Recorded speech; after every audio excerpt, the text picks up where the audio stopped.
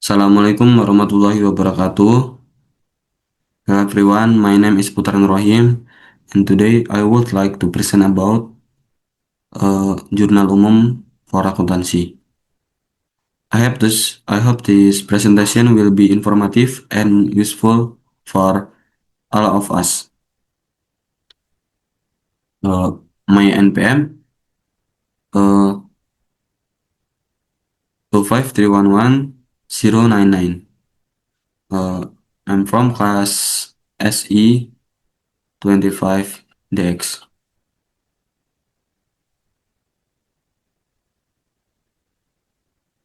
Di sini saya akan menjelaskan apa itu jurnal umum, pengertian, dan fungsinya.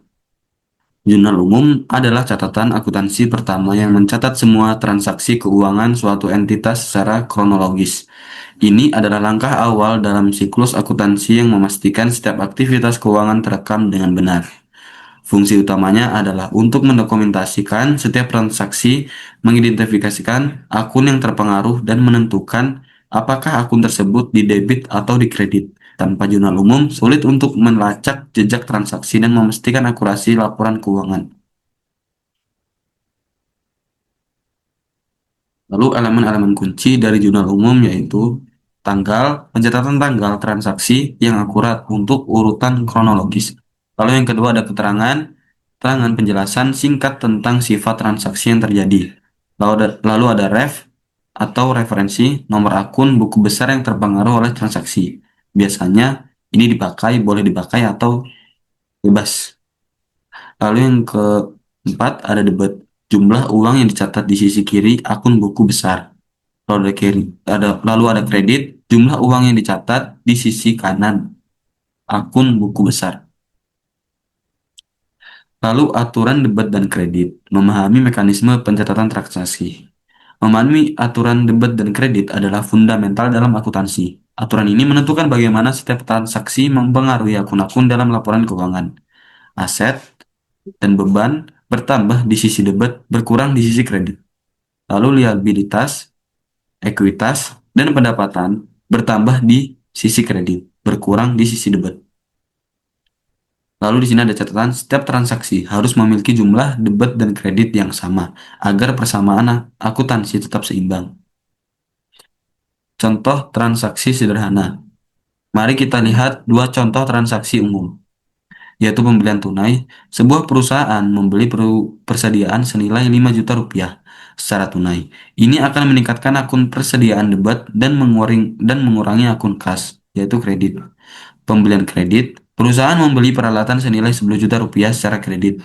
Ini akan meningkatkan akun peralatan di debit dan meningkatkan akun utang usaha di kredit.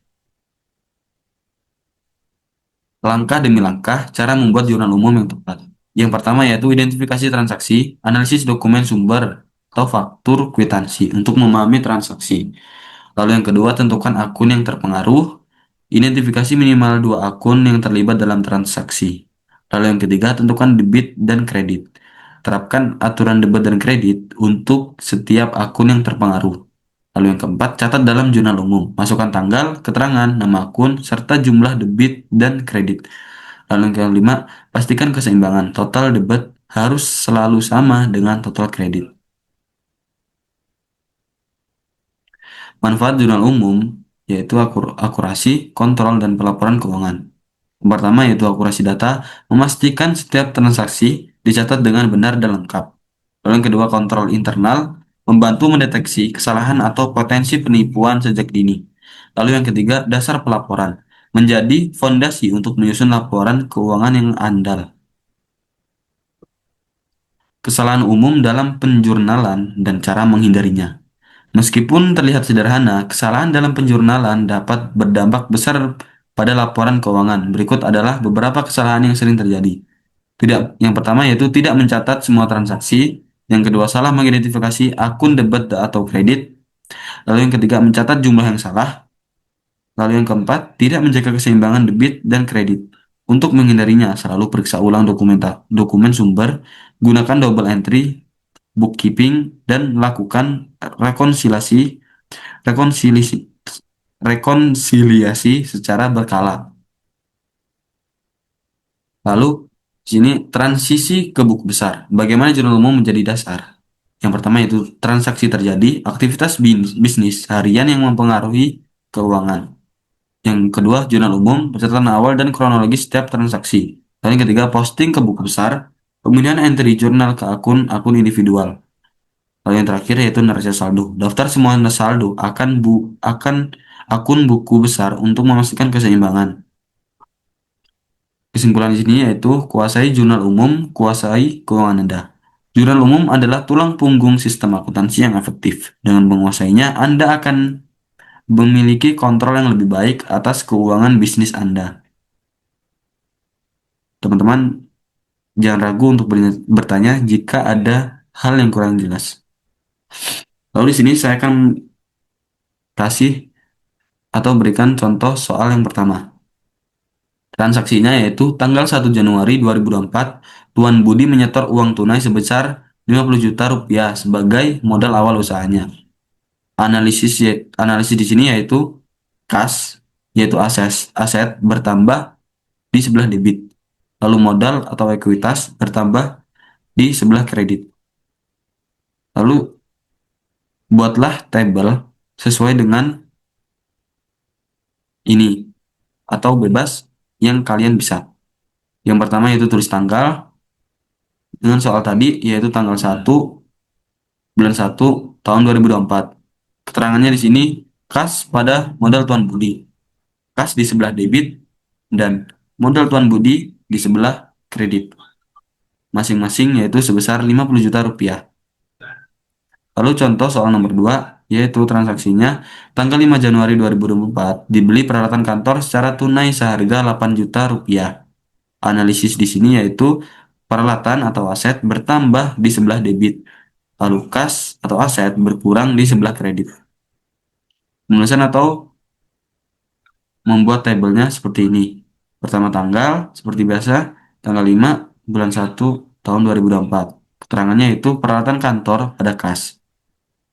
Posisi dari kedua tersebut jelas berbeda, yaitu peralatan kantor di sebelah di sebelah debit, lalu kas di sebelah kredit. Masing-masing 8 juta rupiah. Lalu contoh soal nomor 3, transaksinya yaitu tanggal 10 Januari 2024 dibeli perlengkapan kantor seharga 3 juta rupiah secara kredit dari toko ABC. Analisisnya yaitu perlengkapan atau aset bertambah di sebelah debit, utang usaha atau liabilitas bertambah di sebelah kredit.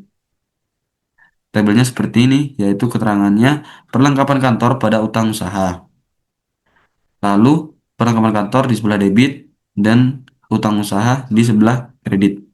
Masing-masing bernilai 3 juta rupiah. Lalu contoh soal nomor 4, yaitu tanggal 15 Januari 2024 diterima pendapatan jasa dari pelanggan sebesar 12 juta rupiah secara tunai. Analisis di sini yaitu kas atau aset bertambah di sebelah debit, pendapatan jasa atau pendapatan bertambah di sebelah kredit.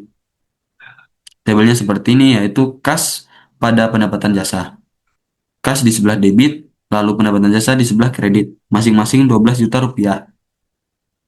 Lalu yang terakhir, contoh soal nomor 5. Transaksinya yaitu tanggal 20 Januari 2024 dibayar beban gaji karyawan sebesar 5 juta rupiah secara tunai. Analisisnya yaitu beban gaji yaitu beban bertambah di sebelah debit, lalu kas atau aset berkurang di sebelah kredit. Terima kasih. Assalamualaikum warahmatullahi wabarakatuh.